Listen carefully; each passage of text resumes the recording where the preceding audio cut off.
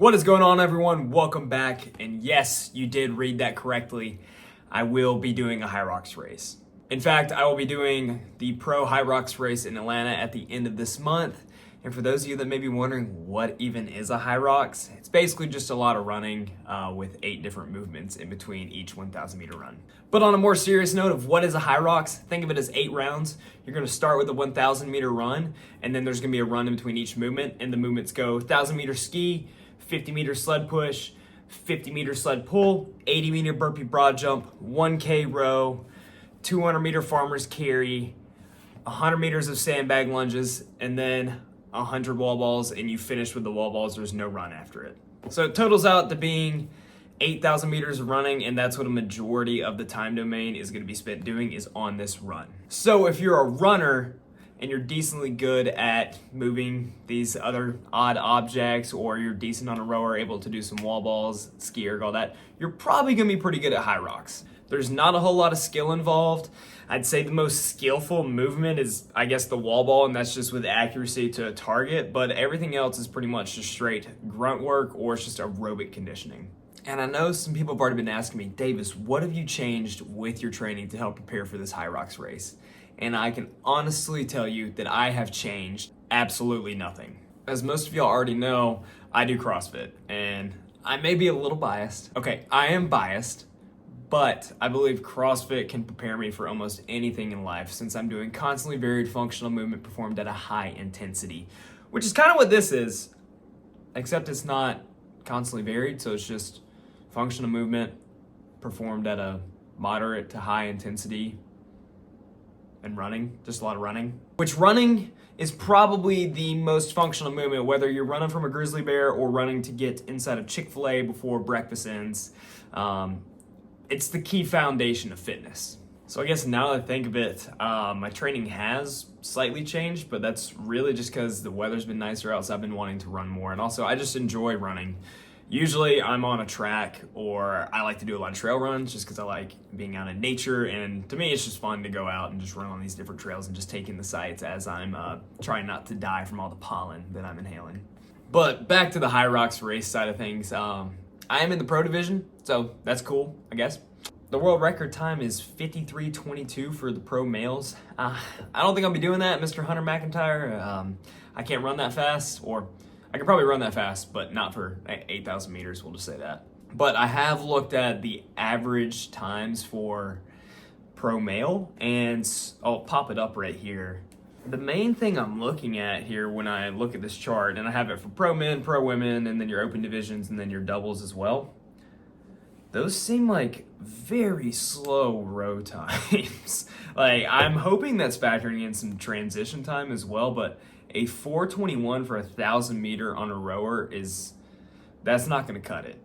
I understand some of the other times being a little slower, like the sled push and the sled pull, especially from what I'm seeing from your typical Hyrox competitor, athlete, runner, racer, Hyroxer. And I'll also pop up these average times for each piece that includes each run, kind of broken out. This is something I got from some Hyrox website, and it has the overall time finishing at 1 hour and 22 minutes. I would like to be pretty well under that. If I'm around the hour mark, I think I'd be pretty excited about that. I mean, I'm really just gonna go out there and have fun. Maybe talk a little bit of smack, because I know none of these guys can squat over 300 pounds or do any sort of complex Olympic lifting or any sort of gymnastics. So there's that. Not trying to hate too much, but I gotta take my cake where I can, you know? But in all honesty, when it comes down to the whole Hyrox movement, I think it's pretty cool. They're getting a large group of people to go and do something active, which is, something I'm gonna be a fan of. I don't care if you're doing CrossFit, you're doing bodybuilding, you go outside and just hiking and walking. I just love when people are active, and I love that this movement they're trying to do, where they're making it almost like the Spartan Race Tough Mudder kind of community event, to where it's going to be all different sorts of fitness levels coming out to one event, and I guess they kind of are showcasing the athletes a little here, which I'll tip my cap to that. I think that's pretty cool.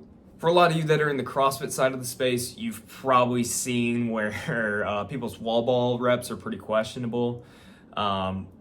If you ask me honestly, if it's in an open division or it's some of these older people when it comes to it, I'm not going to be so judgmental about it or so up in arms about it. But where I do kind of draw the line is when you're competing in the pro division, because apparently there is money behind some of this, and you can qualify for the Hyrox Worlds and potentially win even more money, which is really cool because you're giving more athletes more of a chance to make money and, I don't know, just really make a living from something that they're passionate about, which is fitness, running, whatever the case may be here.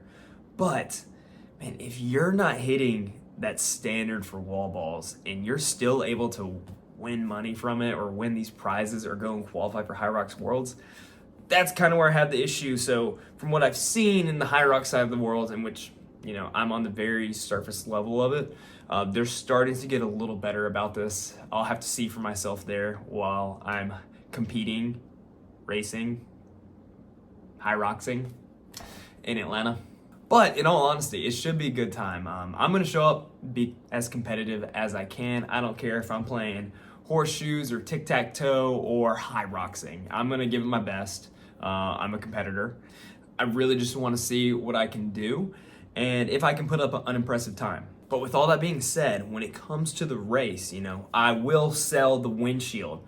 So, you know, if you're a company, I'm going to be out running around with my shirt off for at least an hour, close to an hour, maybe a little over. I'm perfectly fine with a temporary tattoo on my chest, back, or forehead that's whatever product. Just saying. So, Fig Newton, y'all put it on Ricky Bobby's windshield. I'm just letting you know now, someone like that. Little Debbie'd be pretty cool. Oh, wouldn't that be crazy if CrossFit Inc. reached out to me, or is it LLC, whatever? If they did that, that'd be pretty badass.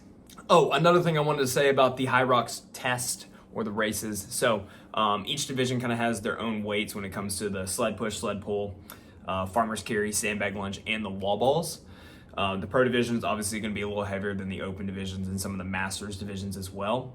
And as we go through this race, different competitors, Hyroxers, racers, are going to succeed and climb up and down, I guess, against their competitors as they're going throughout the entirety of the race. Some are just going to crush every single run. They're going to be just great runners, but they may struggle on something like a sled push. But some may not struggle on a sled push or sled pull or row, farmer's carry, sandbag, and wall ball. But the biggest thing that I'm seeing, at least on the internet when it comes to the Hyrox, is the way people are pacing it. Like, yeah, I get your first run is going to be a little faster times. Your legs are fresh. You have not had any fatigue build up yet. You're amped up coming out of the gates. But man, I've seen people that are running the first run sub 4, and then their next run is taking them almost 6 minutes. That is the last thing you want to do. So my plan is to try to keep all my runs very similar. I think my first and second runs are going to be faster. My third run and probably my 8th run will probably be my slowest. I'm saying my third run's probably gonna be my slowest because I'm coming off of a sled push where you're pushing like a 202 kilogram sled. So like, what is that, 400 and something freedom units, pounds.